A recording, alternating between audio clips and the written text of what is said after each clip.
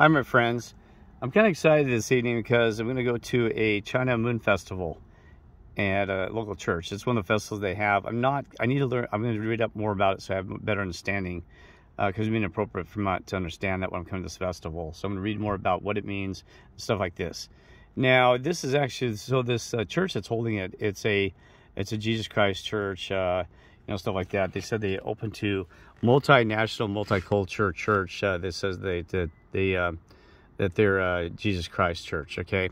Now, the reason I do this video, because this is the problem that we have with the churches, is that you got to hear this out, because this is what's crazy about it. I saw this on Google Events, and I was like, well, they have a Pink Floyd concert in town too. And I thought it would be cool just to kind of come see this moon thing. This moon festival, and see how they are, and see the people, and get to visit the people while I'm here, and right. But what I'm heading with that, so I thought Pink Floyd I can always do with YouTube. Like, yeah, okay, Kirk, I know you told me, okay, I'll hurry up. Now, the reason that it's always been bothersome, because every time I go to one of these events, they'll advertise to the world about, we're having this Google event, and it's this time, that, and so you show up, right? And I show up here, and immediately, two individuals are kind of like, what are you doing here, and ask me these questions, and I'm like, so you have to explain yourself, and it's kind of inappropriate, like, it's not very open-minded. Like, somebody come to your house and say, a relative, because we're all children of God, and saying, what are you doing here? Why are you at my house? And, or like a distant relative that you haven't seen, maybe not recognize. So what are you doing here? And then start asking questions. So who you with, and who you from, and why are you here? And I mean, it's just rude. And the only times I've got that. Now, these one I can't judge, because these are just common, this the part of the, I'm trying to see, I was going to say membership, just the congregation, just general two guys, congregation trying to help out. But see, the thing is that they're not listening to the words that's even preached in here in this church, because even it is not about status. It doesn't matter if you're a preacher of the church or if you're low level, you should be abiding by those rules. And I read the guy immediately, by the way. I knew this because I told you they train me who I can trust, who I can't, who has demons, who doesn't, and who's I'm going to have issues with. And I don't even have to look at you. They do this first. They get aside. They light up somebody immediately. And they can come off the most kind and caring person, too, when you meet off the bat. So it's not that I don't worry about it. I have to understand the individual I'm working with, that this guy, that I knew that immediately. I was like, well, okay, he's one he's in between good and bad, is what I would tell you this. He's kind of like right in the middle of the road. So he can be a real nice guy like this, but he can also be a real jerk, right? But you wouldn't know this, because he acts really kind, humble, and kind of silent. But anyway, so my point is this, is that it's not very welcoming arms. The Lord was very welcoming arms to people, and they weren't he had the same issue that some of us are facing, that people didn't want to open their arms to him, right? But it's even worse when you have people who have been trained and taught about the Lord's way in the Bible, because he was still bringing into who he was and the new messages from God and part of the New Testament. It's harder for us because they should already be there. So they're reading their Bibles and this and that, these Christians, and then they don't even show you what's written in there. It's horrifying.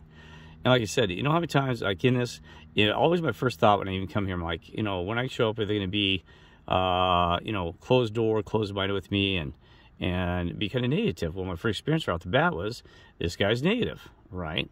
And so was the other guy that was with him. So it's not very comfortable to, it'd be like you dying and somebody going to heaven, just using those knowledge again. You die and go to heaven, all of a sudden heaven is like, what are you doing here? Why did you come? How'd you get here? And what's going on? Right? Really?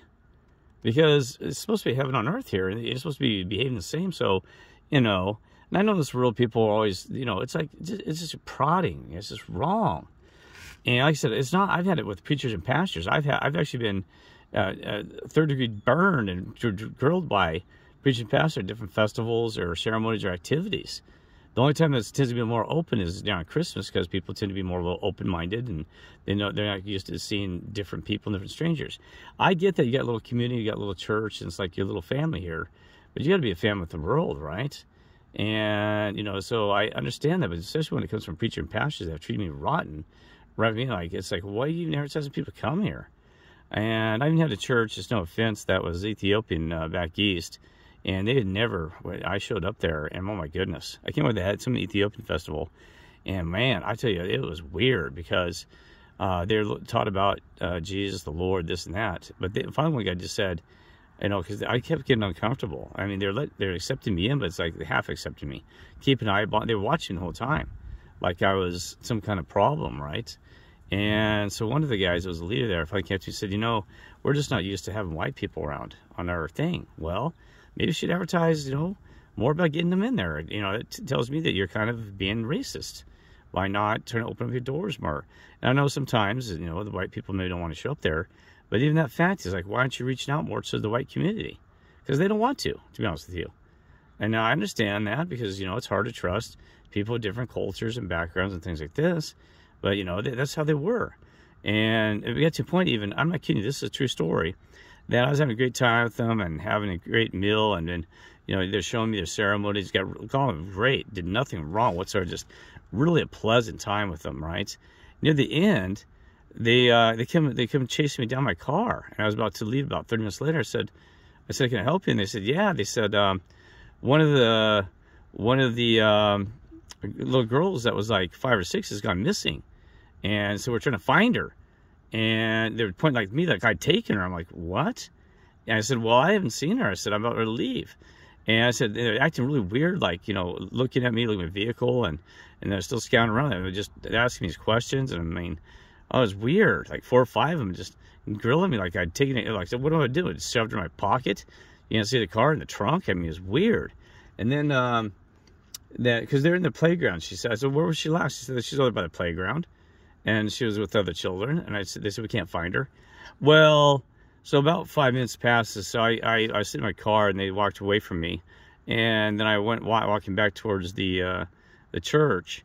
And I get back in the courtyard area, and then one of the guys comes up to, and he actually apologized. He said he must have realized I got wind to it, because he said, you know, hey, I apologize about that little incident we just had, that asking those questions and things like that. He said that, you know, you're just a stranger, and you know, I hate to say it, you know, you're not really black, and he said we're not used to your, you know, someone like you. He said nothing, you know, we're not offended by you, just, you know, after I spent the whole afternoon with them. Yeah, he said we just weren't sure, because, you know, a stranger, we just assumed that maybe a stranger is, you know, but he said we found her. He said that she was in the restroom or something like that, right?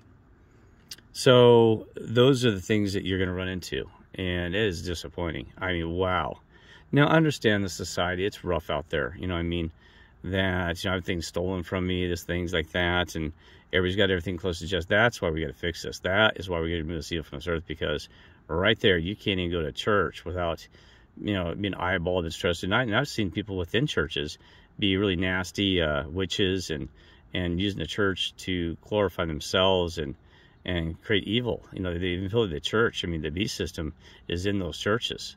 So, you know, so that's why the behavior's off. That's why we have these issues, right?